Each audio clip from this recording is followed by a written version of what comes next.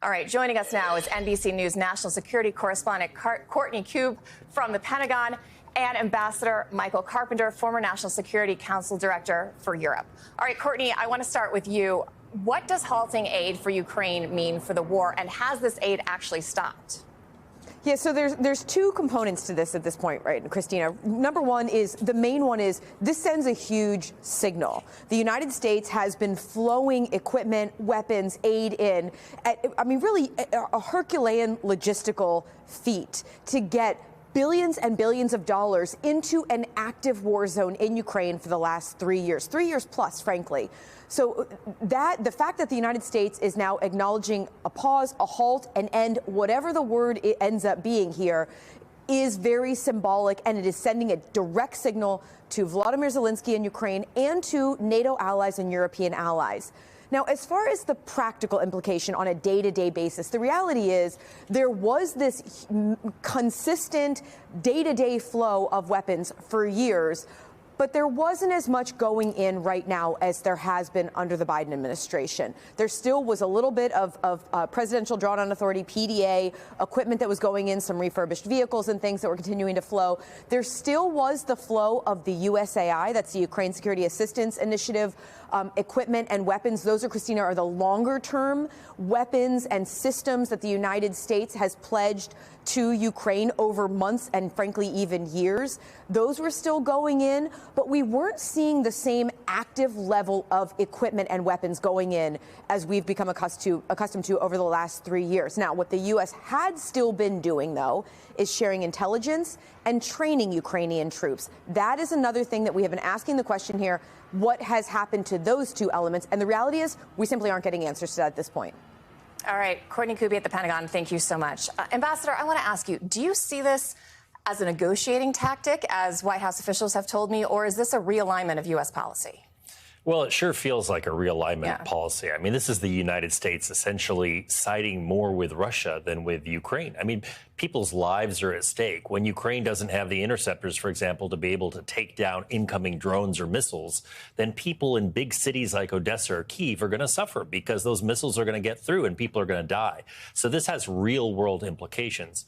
But again, going back to the deal, I mean, Russia has invaded Ukraine. Russia is the aggressor. Ukraine is the victim. So when you think about the equation right now, where does the leverage need to be applied? It should be applied to Russia, to get Russia to the table to do a just and lasting peace deal, not pressuring Ukraine by allowing more Ukrainians to die to get Zelensky to come back here and do some sort of other deal. Yeah, now we've seen he's trying to, seems like, get back into good graces because he doesn't really have much of a choice. I also want to ask, President Trump on Monday was saying a deal could happen quickly. We've got some sound I want you to listen to. I think everybody has to get into a room, so to speak, and we have to make a deal. And the deal can be made very fast. It should not be that hard a deal to make. It could be made very fast. Now, maybe somebody doesn't want to make a deal. And if somebody doesn't want to make a deal, I think that person won't be around very long. That person will not be listened to very long because I believe that Russia wants to make a deal. If somebody doesn't want to make a deal, that person will not be around too long. That sounds like a not so veiled threat to President Zelensky. Is that how you listen to that? That's sure how it seems. And of course, after the meeting at the Oval Office on Friday, where all the pressure was put on President Zelensky, again, the pressure is not being put on Vladimir Putin, who is responsible for the war. It's all being placed on Volodymyr Zelensky, who is the victim, who is trying to defend his country.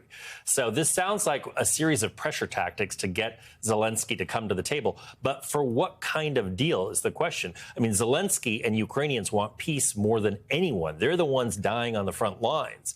But at what cost? And a deal that is a capitulation to Russia? Nobody in Ukraine wants that. That's for sure. Right. I mean, they said from the beginning, we're going to fight for every inch of territory. That's something we are hearing less and less from Zelensky now as the real, reality might be taking hold, because Ukrainians, to your point, do want to stop the war. It seems like they might have been willing to give on that edge, but it's hard when you have the U.S. kind of negotiating away what you may be able to hold at the table before you even get to the table with Russia. What I would say is it's an open question, where the line is drawn and how much territory de facto Ukraine is going to be able to preserve, how much of it remains occupied by Russia. Are the front lines frozen in place today, or do they move? But the point that Zelensky was trying to make on Friday in the Oval Office is that Putin cannot be trusted. No matter what the contours of the deal may be, he has reneged on every single agreement. And I would say not just with respect to Ukraine, but you look at the INF Treaty, you look at the Conventional Forces in Europe Treaty, you go on through an entire list. Look at the Geneva Conventions that have been violated. The irony with the INF Treaty is this is that intermediate missile treaty. That was the Trump administration that pulled out of that treaty because they said Russia was cheating and couldn't be verified. And now you have the same individuals saying they're going to trust what Putin is going to say.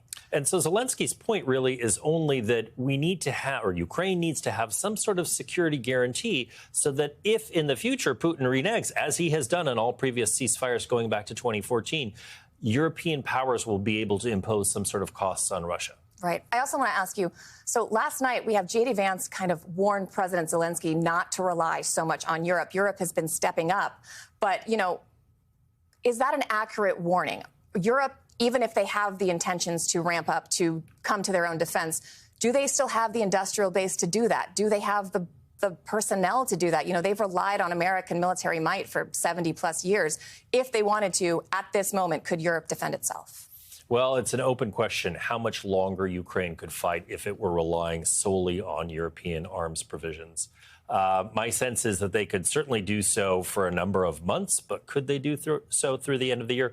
Open question. However, if Europe were to use the frozen Russian assets, it's about $300 billion worth of frozen Right, they've been using Russian. some of the interest, but so far they haven't used the actual touched principal. The principal. Yeah. If they were to seize the principal and use that to both fund Ukraine's defense industrial base and purchase U.S.-made weapons, which, of course, would benefit our defense industry, then potentially Ukraine would have more leverage, more wind at its back, and would be able to actually do a deal that is a just and lasting peace. All right, we'll have to see. Michael Carpenter, thank you so much for joining us. Thank you.